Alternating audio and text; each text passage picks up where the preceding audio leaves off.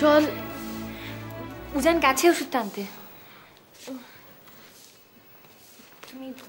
হ্যাঁ দেখি পিসিমণি, তুমি একটা করে মাইল সেরিডিক খেতে নাও। নাও আজকে দুটো খেয়ে নাও। না করো।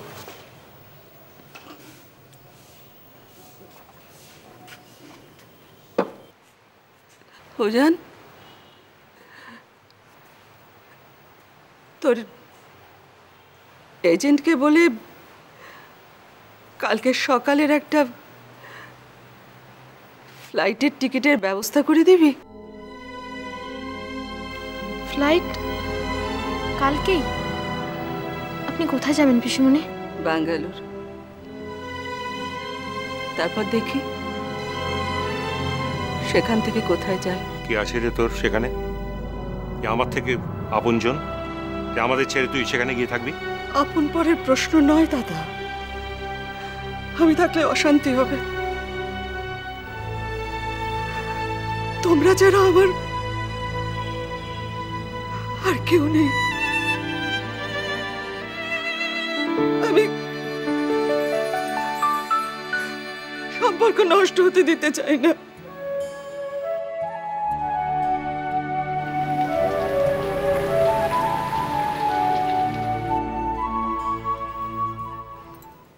তো এখন কি করা যায়?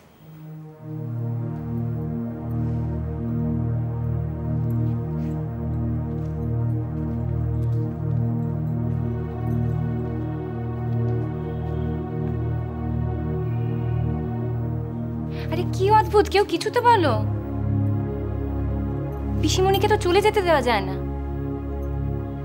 তাও যদি বুঝতাম যে পিসিমণি নিজের ছেলের কাছে যেতে চাইছে, উনি সেখানেও যাবেন না, উনি এখানেও থাকবেন না, আমার তো কিচ্ছু মাথায় ঢুকছে না।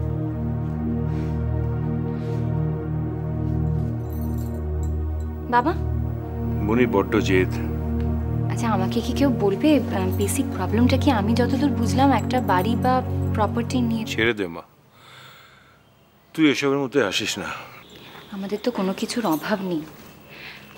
যদি একটা প্রপার্টি ছেড়ে দিলে পিসিমণির জীবনের সমস্যার সমাধান হয়, আমার তো মনে হয় আমাদের সেটাই করা উচিত না? সমস্যা তো যে কোনো একটা বাড়ি নিয়ে নয় রে মা, সমস্যাটা হচ্ছে শান্তিনিকেতনের ওই বাড়িটা নিয়ে। ওই বাড়িটার সঙ্গে অপর্ণার স্মৃতি জড়িয়ে আছে। যেখানে যেত একটা একটা করে মনের মতো জিনিস সংগ্রহ করে বাড়িটাকে সাজাতো। বাইরের ছোট্ট বাগানটাও নিজের মতো করে সাজিয়েছিল। আজ আর সেসব কিছুই নেই।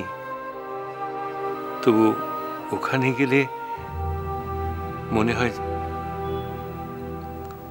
অপর্ণার সব কিছু যেন ফিল করতে পারছি। জানিস তো, আমিও তো সেলফিশ নই যে নিজের ভালো লাগার জন্য অপরকে বঞ্চিত করব। তাই সম্পত্তির ভাগ মানে শেয়ার অ্যাকচুয়ালি আমি বনিকে দিতে চেয়েছিলাম, বনি নেয়নি। ওর তো কোনো লোভ নেই। ছেলেটা যে কি করে এরকম হলো। বাপ্পাদা? হ্যাঁ, আসলে আসলে ছেলেটা কি জানিস, মানে বড্ড কি বলবো, বড্ড খরচে। মানে হঠাৎ হঠাৎ ওর অনেক টাকা দরকার লাগে। আমিও অনেক সময় ওকে হেল্প করেছি। পিসিমণি জানেন? সবটা জানে না, সব ব্যাপারটা আমি জানাইনি। তারপরে দেখলাম কি জানিস, যে এইটা মানে আউট অফ কন্ট্রোল হয়ে যাচ্ছে, ওর চাহিদাও বেড়ে যাচ্ছে। তাই একসময় ওকে হেল্প করাটা বন্ধ করে দিলাম। আর আজকের ফোনটা তারই ফল। যখন বুঝতে পারলো যে আমার কাছ থেকে আর কিছু পাবে না, মায়ের উপর চাপ দিচ্ছে সেই জন্যে। হ্যাঁ, কিন্তু এটা সলিউশন কি? আর তার জন্য পিসিমণি বা এখান থেকে চলে যাবেন কেন? এনিওয়ে, আমি টিউলিপে যাচ্ছি, অলরেডি অনেক লেট হয়ে গেছে। বুঝান, তোমার কি আজ না গেলেই নয়? আমি জানি হট করে এরকম তোমার পক্ষে লিভ নেওয়াটা ডিফিকাল্ট, তাও চিন্তা করো না, পিসিমণি এখন ঘুমোবেন, আজ রাতে কিছু হবে না। আর যদি কিছু ইমার্জেন্সি হয় আমাকে ফোনে খবর দিও, আমি চলে আসবো।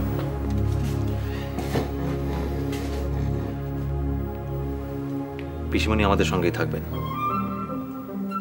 আমি যা করার কাল এসে করবো। আসছি।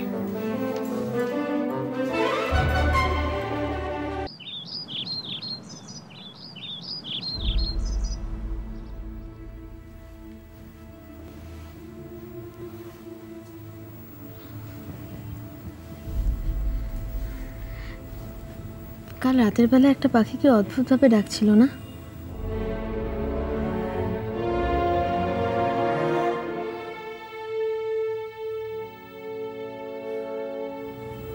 হ্যাঁ, ডেকেই চলছিল। আমি তো ভাবছিলাম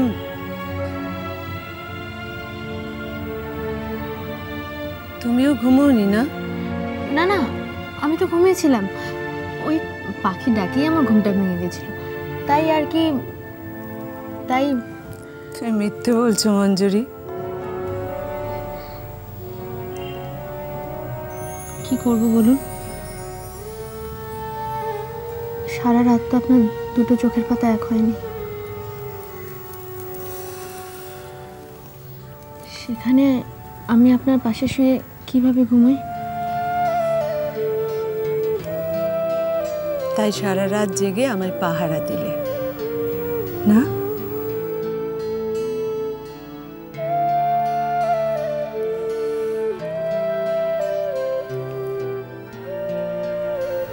যাই, পুজোটা সেরে নি, সকাল সকাল বেরিয়ে পড়তে হবে। পিসমণি,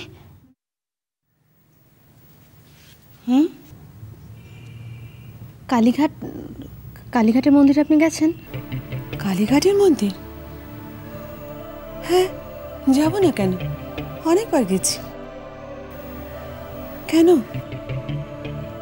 আমি তো কোনোদিনও যাইনি, তাই। ও, আপনি আমাকে নিয়ে যাবেন?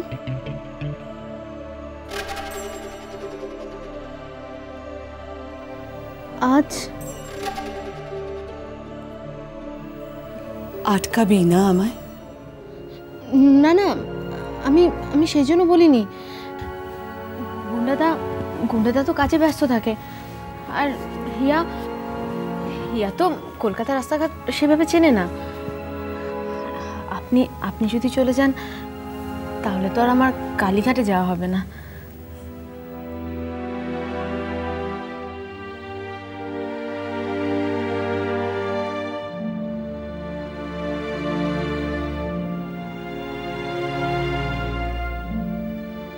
আমার ছেলেরা যদি তোর মতো হতো।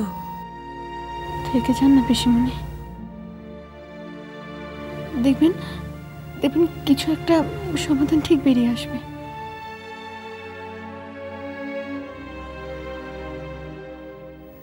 ভালো থাকিস।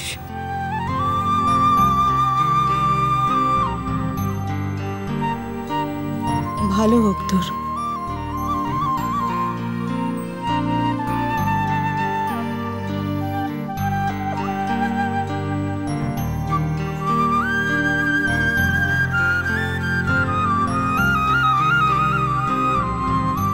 কথাটা মন্দ বলিস নিউজান। আমি প্রাণ থাকতেও এটা করতে দেব না। কেন ঝামেলাটা জিয়ে রাখছো পিসিমণি? তুই বা ওকে অতগুলো টাকা দিবি কেন? ওর দরকার তাই। দাঁড়াও, আমি বাপ্পাদাকে একটা ফোন করি। পূজান, আমি বারণ করেছি। পূজান, আমি ফোন করতে বারণ করেছি, কানে যায় না কথা। এখানে আকাশ নীল।